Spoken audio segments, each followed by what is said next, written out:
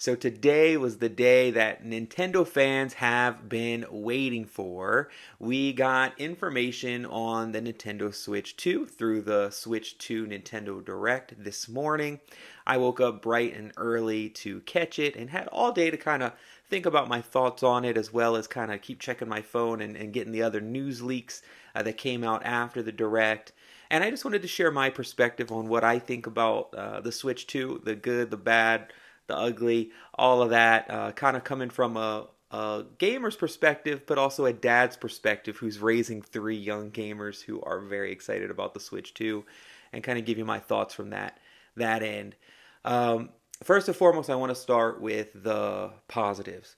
Um, Mario Kart World. I was kind of skeptical, knowing that Mario Kart was going to be one of the flagship games to launch the system. I am a huge, huge Mario Kart fan. I love Mario Kart.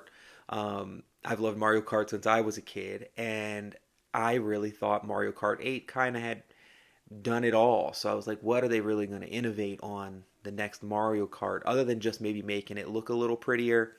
And Nintendo did not disappoint.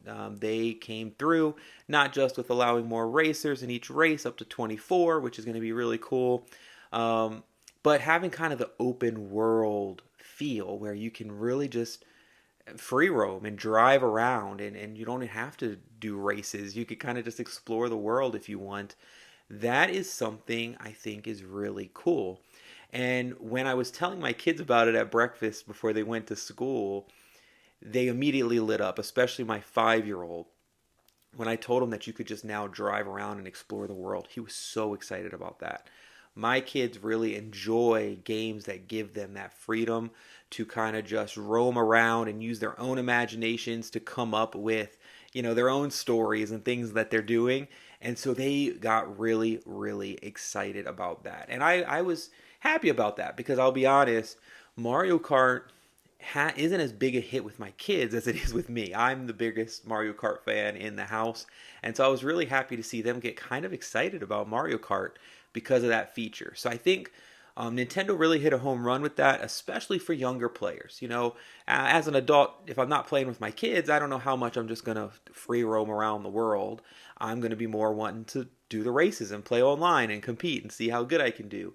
But when I'm playing with my kids, I could see us doing the free roam maybe more than actual races, just because that's what they like. And so I think that was a really big win. I was really excited about that and pleasantly surprised that they did continue to find ways to innovate on Mario Kart, because Mario Kart 8 was such a great game. So I'm really happy to see that they still were able to build on that, and I'm very confident this is going to be an amazing game and a great launch title to get. Now, as far as the other launch titles, they're, from my perspective as gaming a lot with my kids, there wasn't a lot of other ones that really jumped out that, like, oh, this is one that I'm definitely going to pick up day one to play with my kids. There was a few that I would maybe pick up to play on my own. But specifically with my kids, the other one that jumped out was called Survival Kids. It looks like it's a co-op kind of puzzle game where you're four kids, or up to four kids, trapped on an island, and you're having to build a raft to get off the island. And so you're doing a bunch of little mini games and puzzles and things like that. It looks like, to be able to collect the parts and survive on the island until you could build the raft and get off. Immediately looked like a game that I would have a lot of fun with my kids, and so one I definitely am excited to play. Not one of the bigger names, splashier titles out there, but for me, with kids age 3, 5, and 10, it looked like one that we could play together. Co-op games are normally a hit with us because I don't have to worry about anybody being a sore loser or sore winner. We can all kind of work together. And even with my younger kids, if it's a co-op game, I normally can assist and get through it. And a lot of times playing a co-op game, with even an easier co-op game when you're playing with kids, makes it more of a challenge for me, which can be fun for me to even get to play a game that maybe is more geared at younger players, but me playing it with my kids can be more of a challenge to make it more engaging for me. So one I really like the theme of. I like survival type themes, and so We're looking forward to that one too, and looking forward to learn more about that one. Of course, there was a lot of other bigger name games and some that I'll be interested to play on my own. But as far as ones to play with my kids, those were kind of the two that stood out from the initial, direct. I'm sure there'll be some other launch games that will grab my attention, but those were the very first two that kind of stood out as like, okay, these are ones that I can enjoy with my kids. A couple other really positive things. Overall, I was just super impressed with the hardware. I love how the Joy Cons can be a mouse. The possibilities for that in the future are going to be amazing. Amazing, amazing, amazing. And it can go far beyond just the obvious of like porting a bunch of PC games that flourish with the mouse. Obviously that can happen. We're going to see a bunch of Steam games come over to the Switch that we might not have seen before without that mouse functionality. But I really hope we continue to see developers innovate on that and figure out new ways to use that hybrid of the mouse with the joystick, and the other Joy-Con, or even, using the gyroscope aspects of it, all different types of things. I could see some really interesting things coming from that functionality. And then the C button, everybody was wondering what the C button was going to be, and we're getting game chat, finally a proper voice chat system on a Nintendo system is a very pleasant thing to hear we're finally getting. Way, way overdue. For years and years now, I've been having to do Discord on my phone to voice chat when I played Switch games with my friends. So it'll be really nice to have just a built-in system that looks like it's going to work really well. Has some nice features. I liked how you could screen share on it. Different things like that looked really nice. It has an extra camera peripheral that I think could be interesting. I'm not sure it's something I would buy day one. I'd kind of like to see how many people actually adopt that out of my friends who are getting the Switch, because I don't really care to have that particularly. But there may be some games and stuff that come out that utilize it. They showed, I think, some Mario Party mini games that look like it might use it. So maybe, and I could see how, some people that might be a big winner. So a nice feature. Nothing wrong with that. So those are all really big positives. I really enjoyed all of that. As far as the negatives, I think, I'm sorry, one more positive I really liked, and that was the game sharing that it mentioned. I don't want to forget about that because I thought that was really, really cool, where basically if you own a game and your friends come over, you can then share that game with them, even if they don't own it, so they can play multiplayer on their Switch with you. That looks really cool. It doesn't look like every game is going to support that, but hopefully quite a few games support that, because that'll be really nice. There has been times when I have not purchased a game that I wanted because wasn't sure I could convince my friend group to get it, to play it with me. Now I can get that game. When they come over, I know we can play it, and hopefully they like it enough to they go home and buy it themselves so we can play it even more. But at the very least, I don't feel like I'm wasting my money by buying that game, because I can at least play it when they come over with them. So really, really cool feature. I like that. They're adding that a lot. And it's a nice value proposition, which is kind of leads into my negative. That's the one really good value proposition with the system. Outside of that, my main negative is the pricing of everything. I was really shocked. They didn't really release pricing in the direct, but shortly after, the pricing of everything leaked, and I was shocked. So they did show the price of the main system. So the Switch is going to come in two bundles, either for $450 by itself or $499 with Mario Kart included. That's okay. I wasn't happy with that. I was really hoping for $399 and then like bundle that was slightly higher than that, maybe a $450 bundle that came with a game.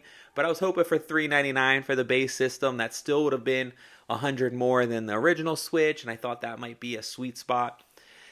So the price came in a little higher than what I was thinking, but I could stomach that.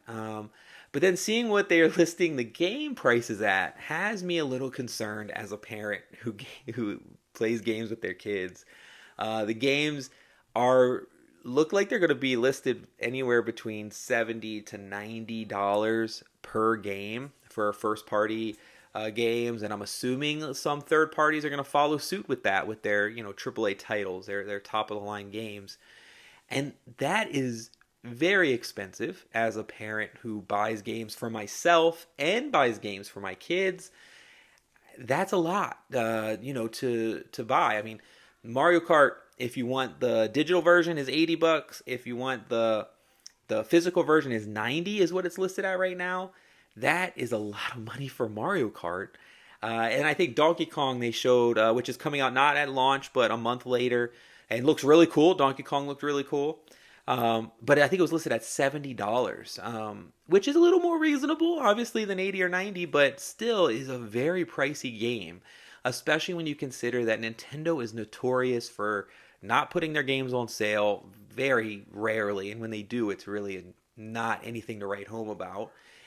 And they don't ever really drop price on their game. So like the same game that launches with the original Switch, you could still pay $59.99 to get now. Like they almost never reduce price on their first party titles. So that has me concerned because it's going to be very expensive to be a Switch 2 owner. Then on top of that, the system comes with 2 Joy-Cons, right? I immediately am going to have to buy more Joy-Cons because it's 4 of us who play, me and my 3 kids. Another pack of Joy-Cons, you're looking at $89. That's not counting if we want to get a Pro controller.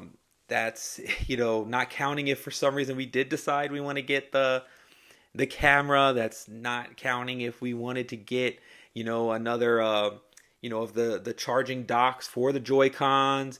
It all adds up really quickly to where, you get the Switch, 2 games, some more Joy-Cons, you're going to be pushing $700 that you just dropped on, getting into a Switch. And that's a lot when you're coming away with just 2 games. So that's my big concern. And that price is going to stay high, So like as new games come out, every time you're going to be dropping that $80 on a Nintendo game. And let's be real, that's why most people buy a Switch or a Nintendo system is for the first party games. And those are the ones my kids want the most. They want the latest Mario game, the Donkey Kong game they really thought would look cool. So it's going to be an expensive proposition to be a Switch 2 owner, and that's a little disappointing. I knew obviously, game prices are going up. The price of everything is going up and in the world today. And so it's not a total surprise, but $80 or $90 was a bit of sticker shock for me. So that is kind of my big concern with the system is just the pricing of everything. I'm still going to be, day one buy. For me, I'm going to be getting it as soon as I can without having to buy it from scalpers, So as soon as I can get it, from a normal store at the regular price, I will own one. I will, be sharing content about it. I will be playing it with my kids. But I really wish Nintendo, who always shows themselves and tries to present themselves as a family gaming company, I wish they would have had families in mind a little more with the game pricing. I really do, because the game pricing is really rough. Thankfully for me, my kids do really enjoy a lot of the indie games. I'm going to be doing a video on our most played games on the Nintendo Switch as kind of like a post-mortem on the Switch as we move on to Switch 2. And a lot of our most played games were games we got for under $20 on the eShop. And we had so much fun with them. And so I know that will be the case with the Switch 2 as well. But really looking forward to it. Really looking forward to seeing a lot of the innovation that they do, especially with that mouse control.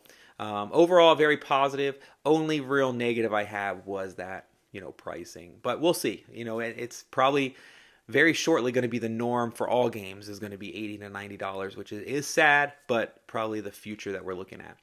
Anyways, if you want to, see more content from a dad's perspective on the Switch 2 or other games, I'm going to be doing content on the Meta Quest. I also am going to be doing some content on Apple Arcade games if you're a mobile gamer on your cell phone. So if you're interested in any of that content, please subscribe to the channel, like this video, and comment below if you will be getting the Switch 2 right away or if you're going to wait a little bit to see some more reviews and things like that. Either way, I thank you for watching and have a great day.